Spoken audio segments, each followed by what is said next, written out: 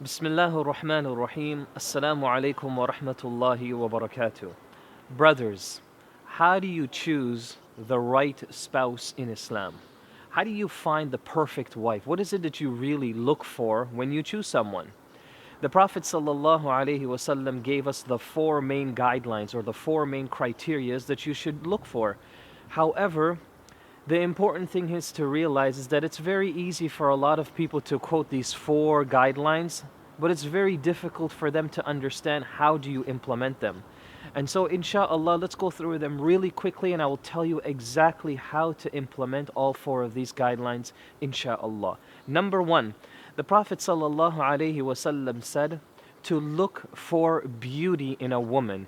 In other words, you got to be attracted to her, physically attracted to her. And this is why there are some narrations of companions that they used to stand and hide behind bushes and actually look and see if they could find a potential, if you'd like.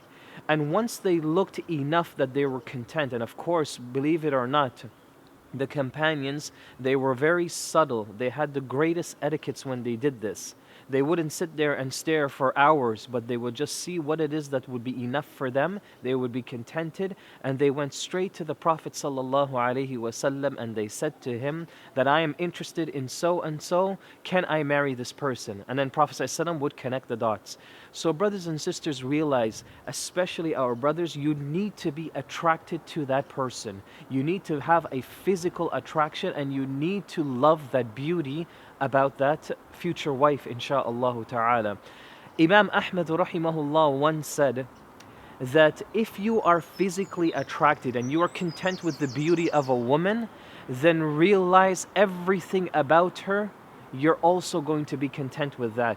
So once the beauty is intact, then everything else about her is also going to be intact. So make sure you understand and how to implement the beauty of that woman. Number two, the Prophet ﷺ talks about the status of that woman. What kind of status does she have? In other words, is she rich? Is she poor? What kind of tribe does she come from? Does she come from a high-class tribe, a middle-class tribe? All of these things, believe it or not, you must consider when choosing a wife in Islam. The question is why? This is going to determine whether your lifestyle is going to be compatible with her lifestyle. This is going to determine whether whatever income you have, whatever responsibilities you can perform is going to be suitable enough and it's going to be content on her side. She's going to be happy with you. She's going to be content with you. So whether you live in a house, whether you live in an apartment, whether you live in a mansion, whether you live in a tent, it doesn't matter. The point is, once you consider her status, then you know exactly what kind of lifestyle is this going to be suitable for you or not. Number three, brothers and sisters. Brothers, you really need to consider number three as one of the most important ones, and that is her lineage. Where does she come from? What's her family like?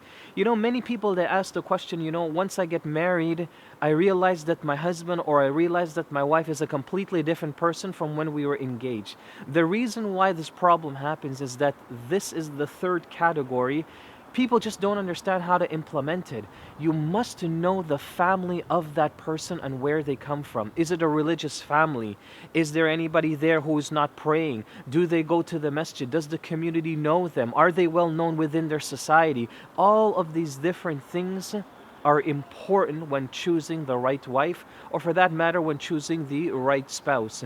You do that, insha'Allah, the person that you are engaged to is going to be the exact same person you are married to. And then finally, brothers, the Prophet ﷺ concludes and he tells us, and also look for her religion, because if her religion is good, then everything about her is also going to be good, and you're going to be contented with it anyways. The religion is the most important criteria. If she is a practicing Muslimah, she's close to her religion, she loves Allah Azza wa Jal, she loves her hijab, she loves all the things about what her religion entails, then realize you have a woman that is not only a pleasing woman to Allah Azza wa Jal in this world, but also in the akhirah. Do all of that, insha'Allah, you will live a blissful, happy life in this dunya, and may Allah Azza wa Jal reunite you all in the akhirah in Jannah. I thank you all. Wassalamu alaikum wa rahmatullahi wa barakatuh.